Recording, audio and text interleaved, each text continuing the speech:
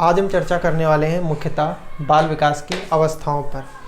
बाल विकास की अवस्थाएं मुख्यतः 3 होती हैं।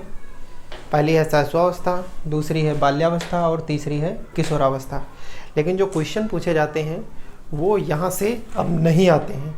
क्वेश्चन आते हैं इन अवस्थाओं की विशेषताओं से संबंधित। इन अवस्थाओं की क्या क्या विशेषताएं हैं, जैसे कि शैशवावस्था की क्या विशेषताएं हैं, बाल्यावस्था की क्या विशेषताएं हैं और किशोरावस्था की क्या विशेषताएं हैं।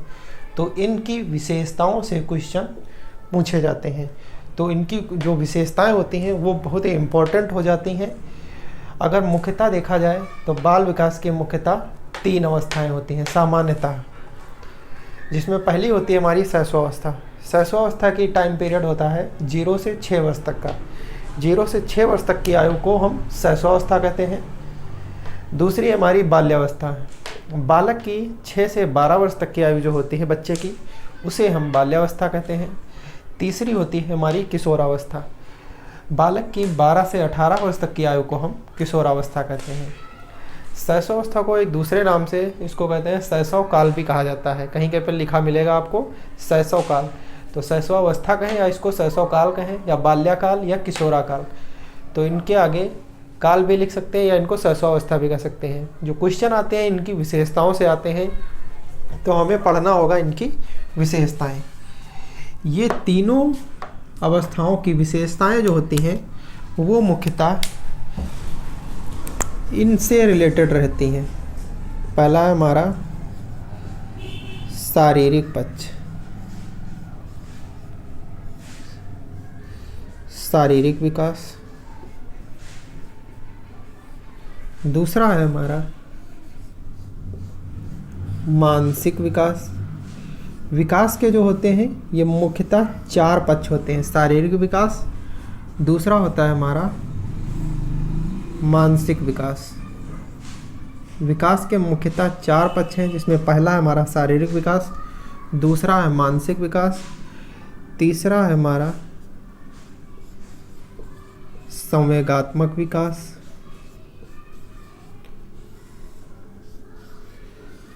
जो तीसरा विकास का पक्ष है वो है हमारा संवेगात्मक विकास, और चौथा है हमारा सामाजिक विकास। ये विकास के मुख्यतः 4 पक्ष होते हैं। चौथा है हमारा सामाजिक विकास। तो जो विकास की प्रक्रिया चलती है बालकों में वो मुख्यतः इन्हीं 4 पक्षों से संबंधित होती है, जिसमें पहला है हमारा शारीरिक, दूसरा है मानसिक, तीसरा है संवेगात्मक और चौथा है सामाजिक विकास। इसके अलावा भी एक होता है, उसको हम कहते हैं, जो 5वां है उसको हम कहते हैं भाषाई विकास। उसका नाम है भाषाई विकास। लेकिन भाषाई विकास हमारा इतना ज़्यादा इम्पोर्टेंट रोल नहीं अदा करता है। जो मुख्यतः 4 पक्ष होते हैं विकास के वो है शारीरिक विकास, मानसिक, संवेगात्मक और सामाजिक। हमें इन अवस्थाओं में, जो कि शैशवावस्था, बाल्यावस्था और किशोरावस्था है, शैशवावस्था की अगर हम बात करें तो शैशवावस्था में हमें शारीरिक विकास के बारे में बात करनी है कि बच्चे का शारीरिक विकास कैसे होता है, कितना होता है, या तीव्र कब होता है, कम कब होता है। मानसिक विकास कैसे होता है शैशव काल में, और बच्चे का संवेगात्मक विकास और सामाजिक विकास किस प्रकार होता है। यही बात हमें करनी है बाल्यावस्था में, बच्चे का शारीरिक, संवेगात्मक, मानसिक और सामाजिक विकास कैसे होता है। इसके साथ साथ भाषाई विकास को भी देखा जाएगा। नेक्स्ट है किशोरावस्था।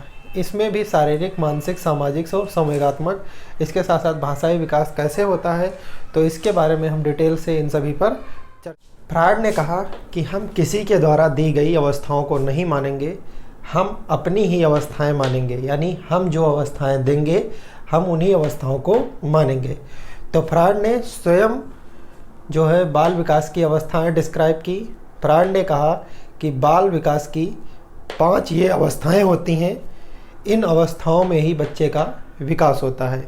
तो फ्रायड मानते थे कि हम किसी की दी हुई अवस्थाओं को नहीं मानेंगे, हम अपनी अवस्थाएं मानेंगे, यानी जो अवस्थाएं हम स्वयं देंगे। तो फ्रायड का अनुसार जो है बाल विकास की अवस्थाओं का वर्गीकरण कुछ इस प्रकार दिया गया है।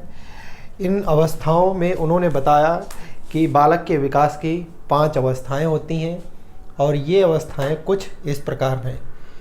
इन्होंने कहा 0 से 1 वर्ष तक का जो बालक होता है उस अवस्था को हम कहते हैं ओरल एज। पहली अवस्था जो इन्होंने बताई उसका नाम था ओरल एज। ओरल एज को हिंदी में कहते हैं मुखावस्था, और इसकी जो आयु है यानी इसकी आयु 0 से 1 वर्ष तक है। दूसरी अवस्था इन्होंने बताई एनल एज, इसको कहते हैं हिंदी में गुदावस्था, और इसकी जो आयु होती है वो होती है 1 से 2 वर्ष। तीसरी अवस्था जो बताई उसका नाम है फाइलिक एज, इसको हिंदी में कहते हैं शैशवावस्था। फाइलिक एज जो है ये सबसे इम्पोर्टेंट फेज है। इसका जो टाइम पीरियड होता है 3 से 6 वर्ष तक का। 3 से 6 वर्ष के दौरान ही बच्चे में 2 ग्रंथियों का जन्म होता है, एक इलेक्ट्रा और एक ऑडिपस। ये जो ग्रंथियां हैं, इलेक्ट्रा जो है ये पितृ विरोधी ग्रंथ है, पितृ विरोधी, और ऑडिपस जो है ये मातृ विरोधी ग्रंथ है। इलेक्ट्रा जो है ये ग्रंथ जो है ये बालकों में देखने को मिलती है। ऑडिपस जो है ये बच्चियों में यानी लड़कियों में देखने को मिलती है।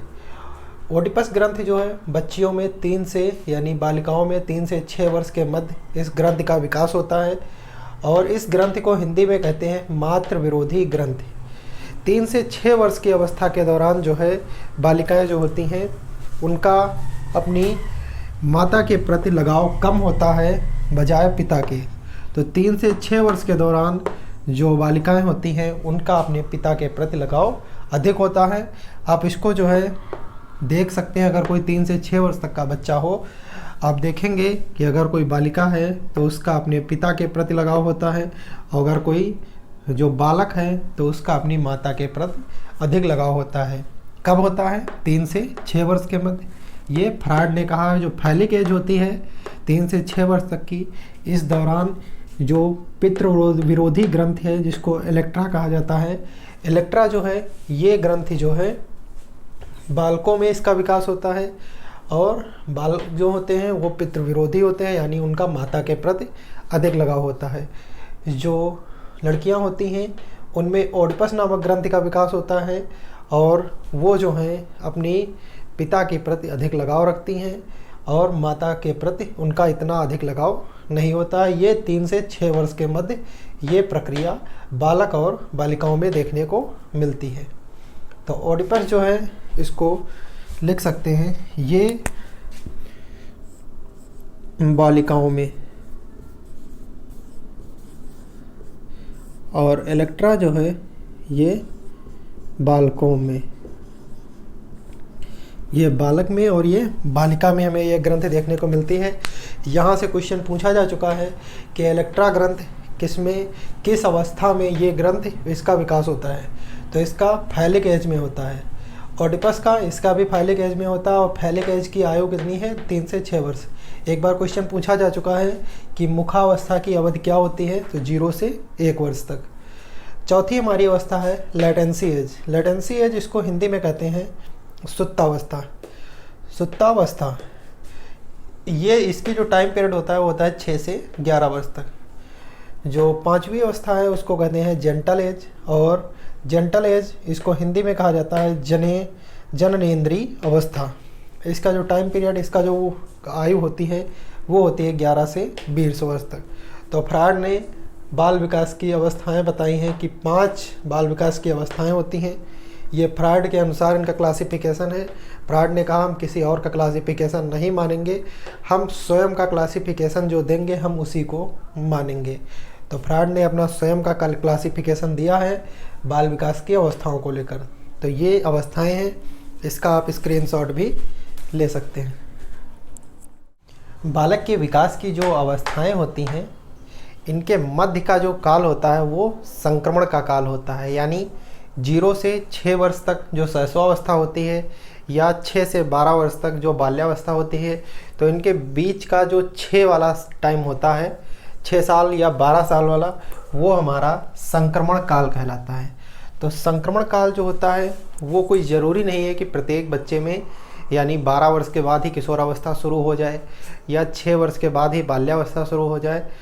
तो उसका टाइम पीरियड कम ज़्यादा भी हो सकता है। कुछ बालकों में जो है बाल्यावस्था 4 वर्ष में ही शुरू हो जाती है, कुछ में जो है बाल्यावस्था की आयु 5 वर्ष में, और कुछ में 6 के बाद 7 या 8 वर्ष में भी शुरू होती है।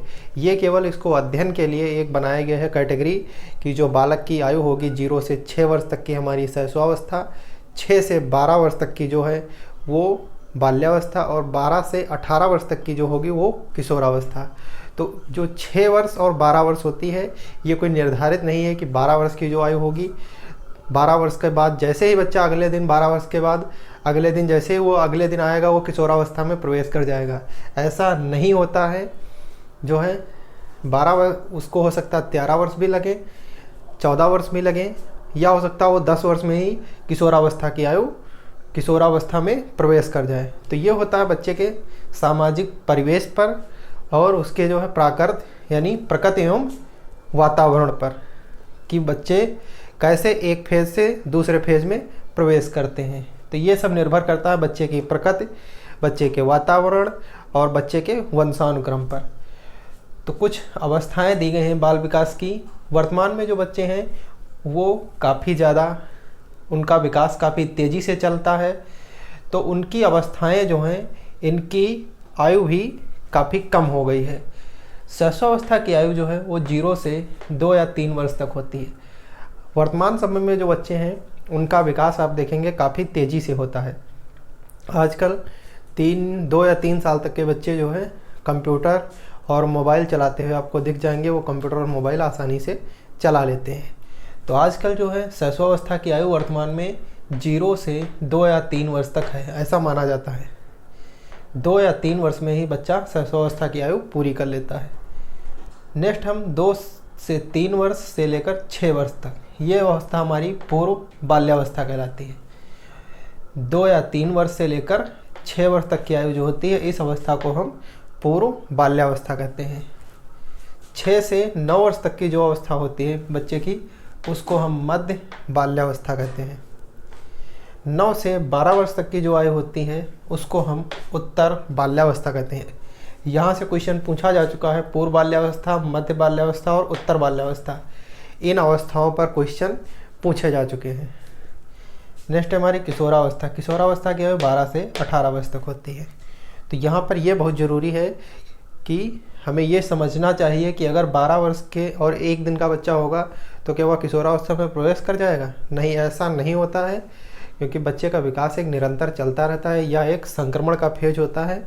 हो सकता है बच्चा 10 वर्ष, 10.5 वर्ष, 11 वर्ष या 12 वर्ष में वह किशोरावस्था में प्रवेश करे। वो कुछ विशेषताएं होती हैं, अगर उन विशेषताओं को बच्चा पूरा करता है तो वो किशोरावस्था में माना जाता है वो प्रवेश कर रहा है। अगर बाल्यावस्था की विशेषताएं बच्चे में 5 वर्ष में ही आ गई हैं तो बच्चा बाल्यावस्था में 5 वर्ष में भी प्रवेश कर सकता है। तो ये कुछ अवस्थाएं हैं, यहाँ से क्वेश्चन पूछे जा चुके हैं, इनको आप ध्यान रखिएगा। अब आप चाहें तो इसका स्क्रीनशॉट ले सकते हैं।